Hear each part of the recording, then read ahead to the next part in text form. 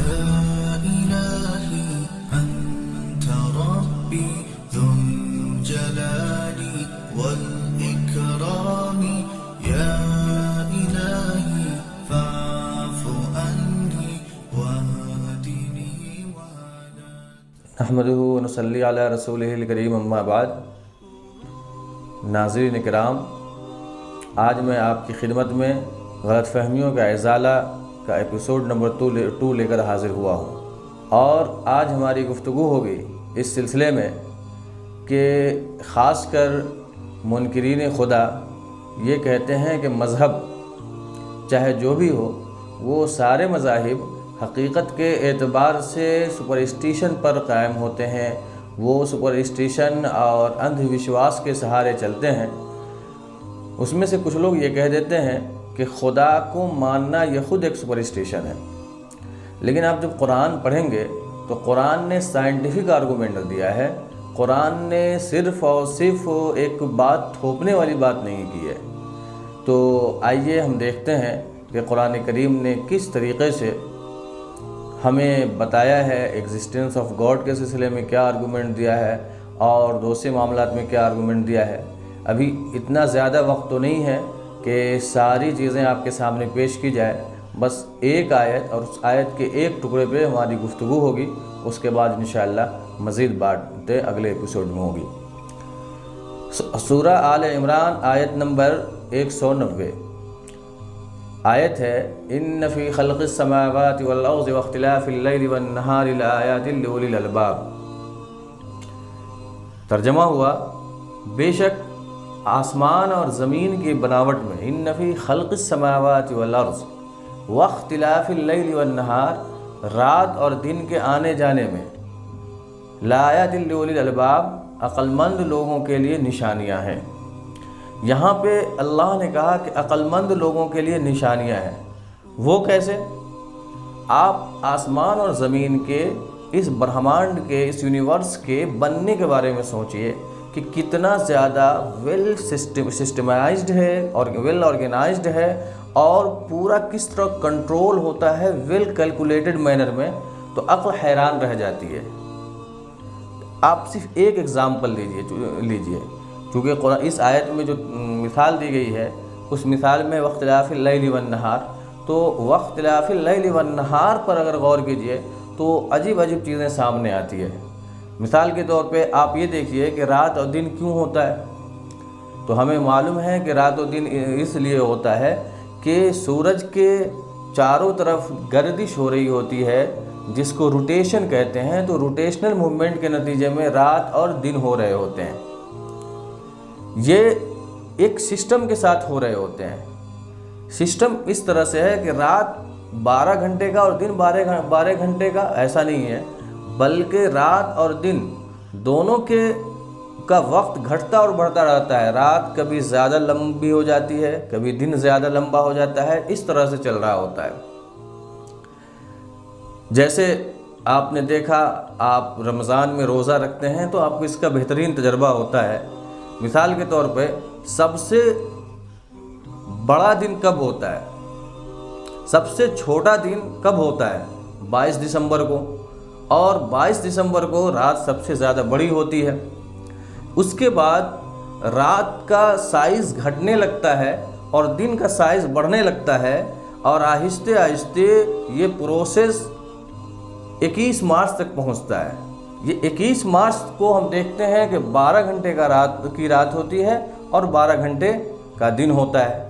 اس کے بعد پھر رات کی سائز جو گھٹ رہی ہوتی ہے وہ 21 جون تک بہت چھوٹی ہو جاتی ہے اور دن بہت لمبا ہو جاتا ہے۔ یہ پروسیس پھر آگے جو بڑھتا ہے، یہاں تک کہ آپ جو ہے دیکھتے ہیں کہ رات اور دن کا یہ پروسیس چلتا رہتا ہے، یہاں تک کہ دوبارہ وہ دن آتا ہے کہ دن سب سے چھوٹا ہوتا ہے۔ اور یہ ساری چیزیں اس طرح چل رہی ہوتی ہیں، مستقل اس طرح چل رہی ہوتی ہیں کہ کبھی بھی اس میں کسی طرح کا ڈسٹربنس نہیں ہوتا ہے۔ اب سوال یہ ہے کہ کیا اتنا کمپلیکس سسٹم لاکھوں سالوں سے چل رہا ہے، لیکن اس میں کسی طرح کا ڈسٹربنس نہیں ہو رہا ہے، بغیر کسی سسٹینر کے کیسے ہوگا، بغیر کسی آپریٹر کے کیسے ہوگا، اور اس طرح کا سسٹم جو اتنا مور کمپلیکس تھنگس کیسے وجود میں آ جائیں گی بغیر کسی انسان، بغیر کسی ذہن کے سوچے اور بغیر کسی ذہن کے بنائے ہوئے۔ یہ ایک سوچنے والی چیز ہے۔ اسی طریقے سے آپ دیکھیں، اسی رات دن سے تعلق ہے پورے سال کا بھی۔ اب یہ جو پورا سال ہوتا ہے، ہر سال یعنی ایک مرتبہ جب پوری طریقے سے ریولوشن ہوتا ہے تو ہم کہتے ہیں ایک سال ہوا۔ یہ ایک سال 365 دن 6 گھنٹے کے ہوتے ہیں، لیکن چونکہ 6 گھنٹہ کاؤنٹ کرنا مشکل ہے، اس لیے اس کو ہم بیلنس کرتے ہیں لیپ ایئرز کے ذریعے سے۔ فروری کو ہم 3 سالوں تک 28 دن کا کہتے ہیں اور چوتھے سال 29 دن کا کہتے ہیں، اور یہ لاکھوں سالوں سے ایسا ہوتا آ رہا ہے۔ اب اس کو سوچئے اور اس کے ساتھ آپ کا جو ٹریفک سسٹم ہے اس کے بارے میں سوچئے۔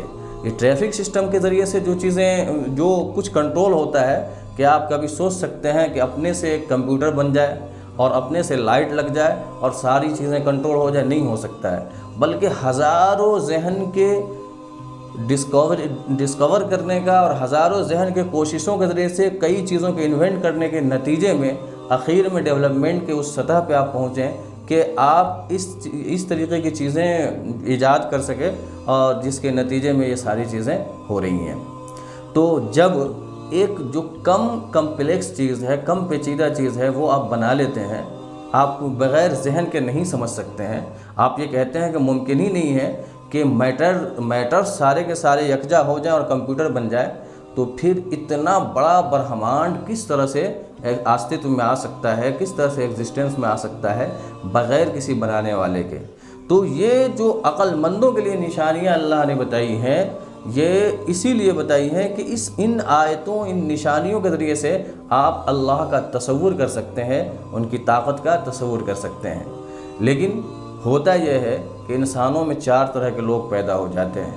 ان میں ایک طرح کے لوگ وہ ہیں جو ان معاملے پہ سرے سے غور ہی نہیں کرتے ہیں، اور تو ان کا تو یہ حال ہے کہ اولئک کالانعام بل هم اضل واولئک هم الغافلون، گویا کہ وہ چوپائے کی طرح ہے جس کو غور کرنے آتا ہی نہیں ہے۔ دوسرے طرح کے وہ لوگ ہیں جنہوں نے دیکھا کہ زمین سے مجھے فائدہ ہے، جنہوں نے دیکھا کہ سورج اور چاند سے مجھے فائدہ ہے، جنہوں نے دیکھا کہ درخت ہمیں بہت زیادہ نفع پہنچا رہا ہے، تو انہی چیزوں کو اس نے اصل حل سمجھ لیا اور ان کے سامنے سر جھکانے لگے۔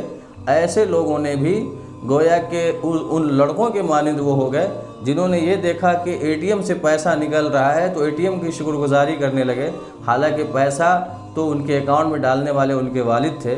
تو اسی طریقے سے ایسے لوگ ہو گئے۔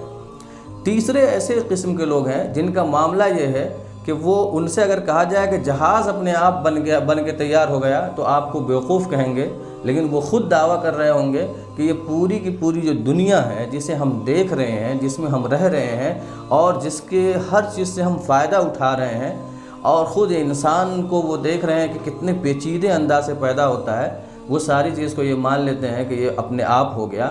تو اس طریقے کے لوگ بھی اللہ کی نظر میں بیوقوف ہیں، وہ عقل مند نہیں ہیں، کیونکہ غور تو کیا آیتوں پر، نشانیوں پر غور تو کیا اور بہت ساری چیزیں اس سے نکالی، بہت سارا استفادہ کیا، لیکن انہوں نے کہہ دیا کہ یہ اپنے آپ وجود میں آئی ہیں۔ چوتھی قسم ایسے لوگوں کی ہوتی ہے جس کے بارے میں اللہ تعالی نے کہا کہ جب وہ غور کرتے ہیں، جب وہ فکر کرتے ہیں، جب وہ سوچتے ہیں تو وہ صاف سمجھ لیتے ہیں کہ اتنی minutely well calculated, well organised and well controlled system کبھی بھی بغیر بڑے پلانر اور بغیر بڑے آرگنائزر کے بن ہی نہیں سکتا۔ ایسے لوگ پکار اٹھتے ہیں، ربنا ما خلقت ھذا باطلا، اے ہم ارے پالنے والے، تو نے اس دنیا کو بیکار یوں ہی بغیر مقصد کے پیدا نہیں کیا ہوگا۔ یہ جو آیت ہے یہ اللہ کے وجود کی بھی دلیل ہے اور اللہ کے توحید کی بھی دلیل ہے۔ اسے سمجھنے اور سمجھانے کی ضرورت ہے، اور جب ہم اسے سمجھ لیں گے اور اسے سمجھا لے جائیں گے تو بہت ساری غلط فہمیاں دور ہو سکتی ہیں۔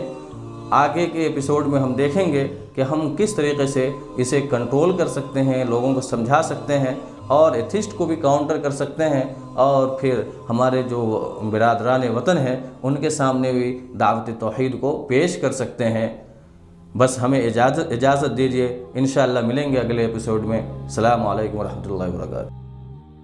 يا إلهي أنت ربي ذو الجلال